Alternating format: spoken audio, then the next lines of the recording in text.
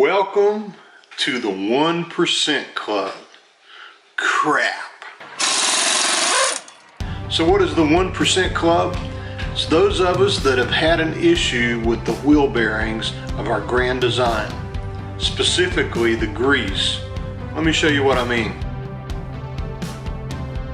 So when we bought our Grand Design, one of the things we noticed pretty quickly is that many folks were having trouble with the wheel bearings, specifically losing grease. We even saw pictures of some major things that have gone wrong. So we were very leery when we made our first trip, which turned out to be a little over 6,000 miles. Here are a few things that we saw on the Facebook page for Grand Design. Several folks complaining about issues with this. And while either Grand Design or their dealer or Lippert have been very forthcoming in repairing the issue, it's no fun to be out on a trip and have your wheels start grinding or potentially even fall off. So the RV that Lynn and I purchased for traveling, fishing adventures is a 29 RS, a 2018. And I assumed that since this is a known issue and has been for a few years, that we didn't need to worry about this. But I was wrong.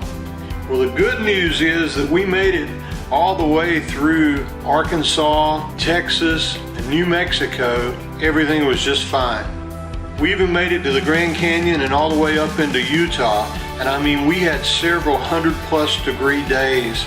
And I guess maybe that's one of the things that caused it, because when we arrived in Kanab, Utah, to see the last of the big 3 national parks and to visit Zion, there it was, grease on the rims. We were in the 1% Club. Man, it sucks, doesn't it? So these little specks on the rim made me suspicious of the fact that maybe we were in the 1% Club.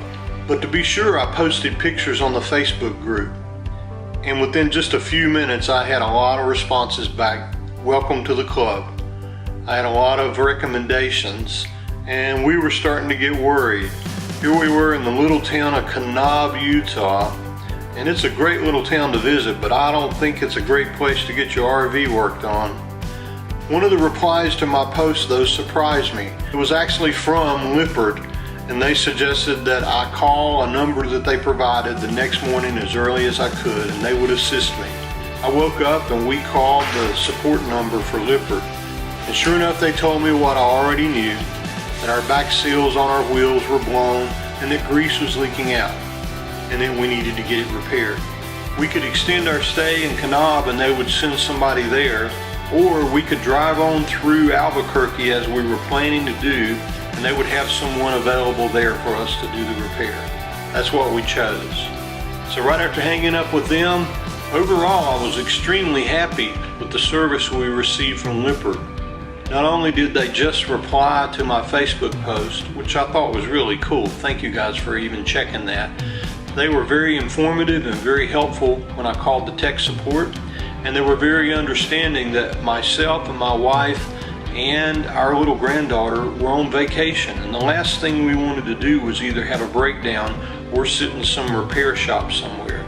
So the fact that they offered to have us do a mobile service was an awesome idea. So the next morning we got up bright and early, a lot earlier than we planned to leave, and we headed to Albuquerque. Back on Route 66 in Albuquerque, Mexico. New Mexico. New Mexico, yeah. Maggie's sitting here with me as we're waiting on Tony's RV service in Albuquerque, New Mexico to get started on replacing our seals on our axle. After he finishes parking this other trailer, which by the way also blew, they blew a seal as well.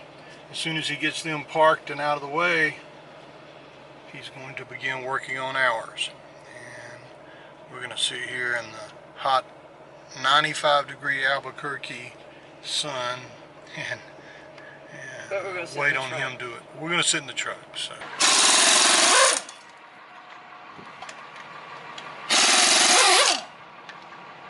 Well, they took one wheel off and they started to replace the seal, and I was watching pretty closely, and I noticed that they were going to put the same black grease that we were supposed to be replacing back in it.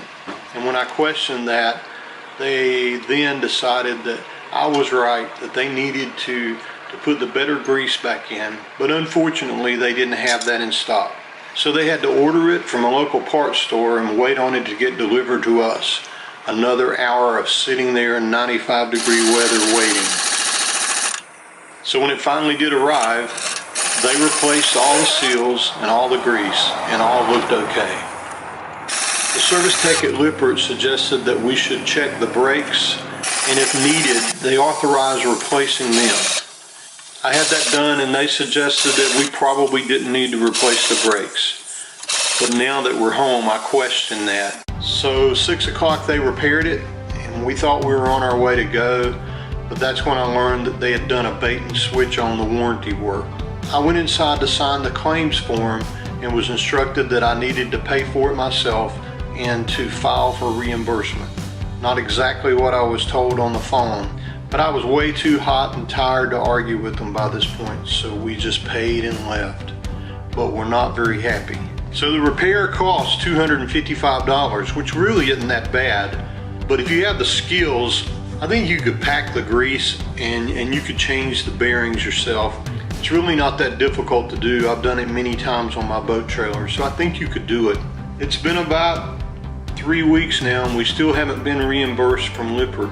We've been notified that it's been sent to claims, but we haven't received anything else back from them. But I guess the check's in the mail.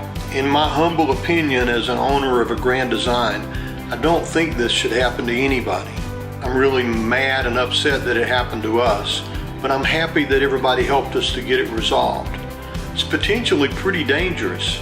If you don't check it and you don't know what's going to happen, this thing can run out of grease, and there are even pictures on the web of people arriving at a site with just 3 wheels instead of 4 because somewhere along the line they left one rolling on the side of the interstate. Both Lippert and Grand Design have known about this now for some time. Wouldn't you think that our dealer would have checked that in the PDI and would have known that this was an issue? Wouldn't you think that Grand Design maybe would have repaired that before they shipped this to us on that date in June? It's kind of crazy. Maybe this won't happen to anybody else. If this date is before May 8, 2017, we recommend that you probably get it repaired. Call your dealer, call Grand Design, or just call Lippert. They seem to be very, very helpful in getting this repaired. We shared this experience with you in hopes that it may help you not have to go through the same thing. If you have an axle from Lippert and it's dated before May 8th, you need to take action and get it repaired before you head out on the road. Because you may end up on the side of the highway, or you may end up sitting at a repair service instead of being on your vacation. And I learned the hard way. You can't go on hikes or go on adventures or make memories, and you sure can't catch fish when you're sitting at a service center in Albuquerque, New Mexico. Thanks a lot for watching. Please click on the like button and consider subscribing to our channel so you can keep up with things that we do.